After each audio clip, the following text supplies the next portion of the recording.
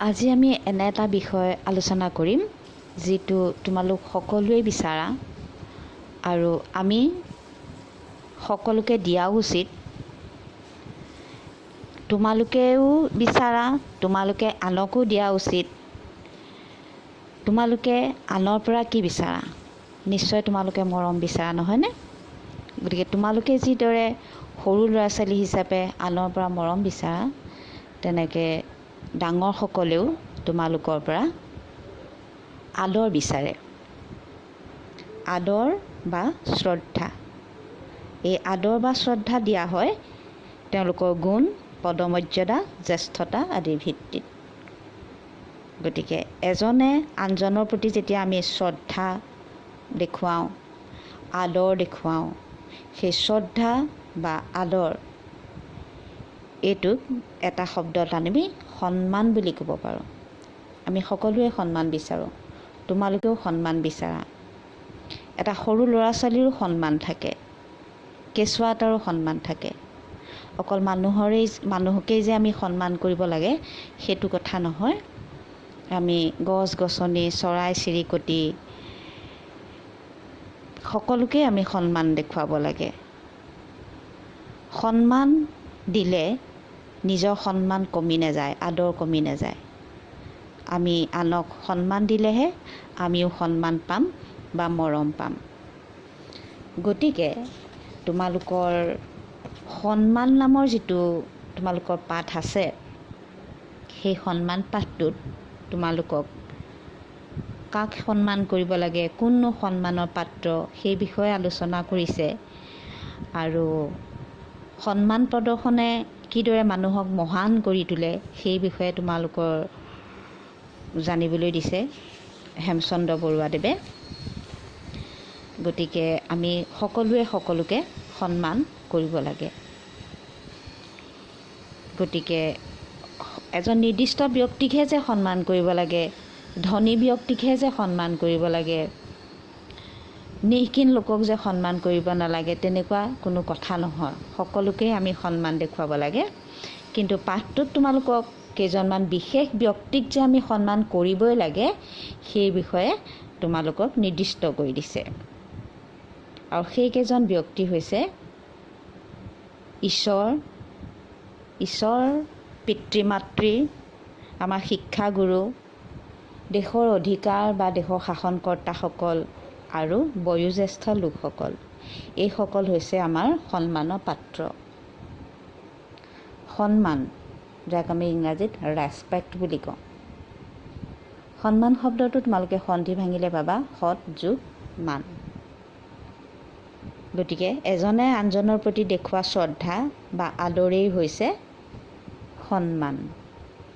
গতিকে আমি তোমালোকক আজি সন্মানৰ বিষয়ে বহলাই কম, সন্মানৰ বিষয়ে আমি আলোচনা কৰিম।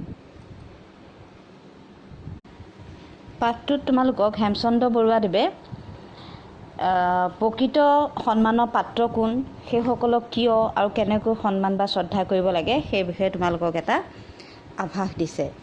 আৰু সেইমতে তোমালোকক লিখক হেমচন্দ্ৰ বৰুৱাদেৱে কৈছে যে ঈশ্বৰ হৈছে আমাৰ প্ৰথমজন সন্মানৰ পাত্ৰ। এতিয়া ঈশ্বৰ বুলিলে আমি সকলোৱে জানো নেদেখাজন, যাক আমি প্ৰাৰ্থনা কৰোঁ, যাৰ কাৰণে আমি এই পৰিদৃশ্যমান এই জগতৰ উৎপত্তি হৈছে, সেই কাৰণৰ নামেই হৈছে ঈশ্বৰ। ঈশ্বৰ সকলোৰে আদি। আৰু ঈশ্বৰৰ কিন্তু কোনো আদি নাই, তেওঁ অন্ত নাই। তেওঁ দেৱতাৰো দেৱতা, বিধাতাৰো বিধাতা, ৰজাৰো ৰজা আৰু সকলোৰে সৃষ্টি আৰু পালনকৰ্তা। গতিকে সেই ঈশ্বৰক আমি সন্মান জনাব লাগে। পৃথিৱীত কোনো মানুহ নাই যিজনে ঈশ্বৰক সন্মান নকৰে। ঈশ্বৰেই হৈছে সকলোবিলাকত। লিখক হেমচন্দ্ৰ বৰুৱাদেৱে নিৰ্দিষ্ট কৰি দিয়া দ্বিতীয়জন সন্মানৰ পাত্ৰ হৈছে আমাৰ পিতৃ মাতৃ, যি আমাৰ জন্মদাতা। সেই পিতৃ মাতৃয়ে অশেষ কষ্ট কৰি তুলি তালি ডাঙৰ দীঘল কৰি আমাক নিজৰ ভৰিত নিজে থিয় দিব পৰাৰ যোগ্য কৰি তোলে। তেওঁলোকে আমাক কেনেদৰে তুলি তালি ডাঙৰ দীঘল কৰোঁতে তেওঁলোকে কেতিয়াবা বহুতো বিপদৰ সমস্যাৰ সন্মুখীন হয়, কিন্তু সেই সমস্যাক আওকাণ কৰি তেওঁলোকে আমাৰ আগুৱাই যাবলৈ সহায় কৰে। তেওঁলোকে আমাৰ মুখত হাঁহি দেখিলে, আমাৰ সুখ দেখিলে তেওঁলোকে সুখী হয়, আমাৰ দুখত তেওঁলোকে কষ্ট পায়, তেওঁলোকৰ হিয়াই কান্দি উঠে। গতিকে সেই পিতৃ মাতৃক সন্মান জনোৱাটো, সেই পিতৃ মাতৃক সুখত ৰখাটো, সেই পিতৃ মাতৃ যেতিয়া অসহায় হয় তেওঁলোকক সহায় কৰাটো আমাৰ কৰ্তব্য। গতিকে সন্মানৰ দ্বিতীয়জন যোগ্য হৈছে পিতৃ মাতৃ। পিতৃ মাতৃক কেতিয়াও অৱহেলা নকৰিবা। পিতৃ মাতৃক নিজে নাখায়ো খুৱাবা, কাৰণ তুমি সৰুতে যদি খাবলৈ মন নকৰা তেওঁলোকেও খাবলৈ মন নকৰে। তোমাক ছাঁত ৰাখি তেওঁ নিজেই ৰ'দত থাকে, নিজে নাখায়ো তোমাক খুৱায়, নিজে টোপনি নগৈও তোমাক খুৱাবলৈ যত্ন কৰে।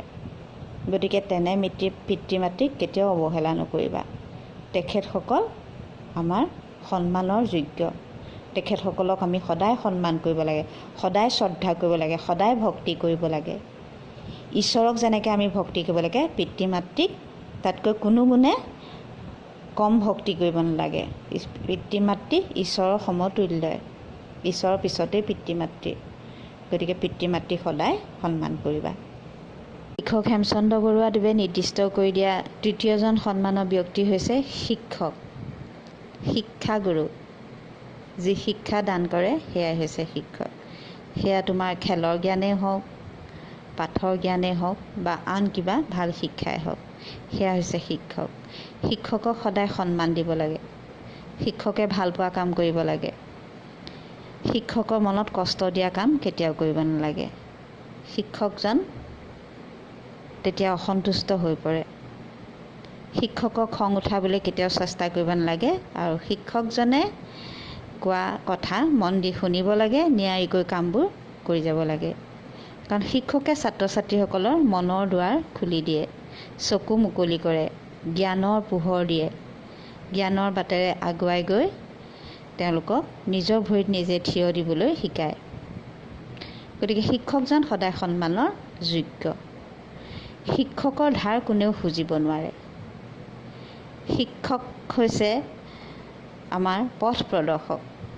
গতিকে শিক্ষকে বেয়া পোৱা কাম কৰি শিক্ষকৰ মনত অসন্তুষ্টি দিয়াটো বৰ বেয়া কথা।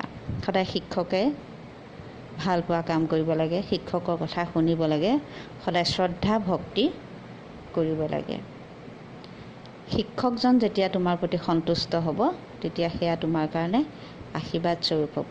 গতিকে শিক্ষক সদায় সন্মানৰ পাত্ৰ।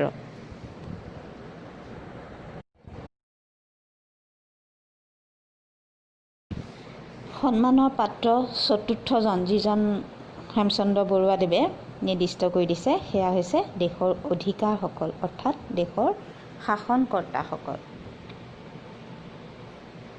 আগতে তোমালোকে সাধু কথাত পাইছা, ৰজাই এখন দেশ চলাই থাকে, ৰজাৰ ভালৰ কাৰণে কাম কৰে, বহুত কষ্ট কৰে, ৰজাৰ দুখত দুখী, প্ৰজাৰ সুখত সুখী হয়। আৰু ৰজাই প্ৰজাৰ সুখ দুখৰ কথা চিন্তা কৰি দেশখন চলাই থাকে। ৰজা নাথাকিলে চুৰ ডকাইত অশান্তি বহুত বাঢ়ি যায়। গতিকে সেই দেশখন অৰাজক যেতিয়া হয়, দেশখনত শান্তি নাথাকে, অশান্তিৰ সৃষ্টি হয়। সেই একেদৰে আমাৰ দেশখন যিসকল নেতাই চলাই আছে, যিসকলে শাসন কৰি আছে, সেইসকলৰ ওপৰতে আমাৰ ভৱিষ্যত নিৰ্ভৰ কৰে। গতিকে তেখেতসকলে আমাক সুৰক্ষা দি থাকে সকলো ক্ষেত্ৰতে। গতিকে সেইসকল ব্যক্তিও সন্মানৰ পাত্ৰ। সেইসকলে যদি ভাল কাম কৰে, তেখেতসকলক আমি শলাগ ল'ব লাগে, উৎসাহ দিব লাগে। গতিকে দেশৰ অধিকাৰসকল বা শাসনকৰ্তাসকল সন্মানৰ যোগ্য। তাৰ পাছতে আহিলে বয়োজ্যেষ্ঠজন, বয়সত ডাঙৰজন সদায় সন্মানৰ পাত্ৰ। সেইজন ডাঙৰজনক আমি সদায় সন্মান কৰিব লাগে। তেখেতসকল নিৰ্ঘিন হ'লেও আমি অসন্মান কৰা উচিত নহয়। তেখেতসকলে খং কৰিলেও ওলোটাই আমি খং দেখুৱাব নালাগে। বয়োজ্যেষ্ঠজন সদায় সন্মানৰ, শ্ৰদ্ধাৰ, ভক্তিৰ, আদৰৰ। গতিকে তেখেতসকলক সদায় সন্মান কৰিবা। তেখেতসকলক আদৰ কৰিলে, শ্ৰদ্ধা দেখুৱালে, ভক্তি কৰিলে তোমালোকৰ কোনো আদৰ কমি নাযায়, অথচ আদৰ বাঢ়িবহে, তোমালোকৰো সন্মান বাঢ়িবহে। গতিকে বয়োজ্যেষ্ঠজনৰ প্ৰতি সদায় সন্মান প্ৰদৰ্শন কৰিবা। আজিৰ পাঠটোত তোমালোকক সন্মানৰ বিষয়ে হেমচন্দ্ৰ বৰুৱাদেৱে যিখিনি ক'লে মই তোমালোকক ক'লোঁ। গতিকে তোমালোকেও নিজৰ নিজৰ সন্মান বুজি আনক সন্মান দিবা। সন্মান দিলেহে সন্মান পায়।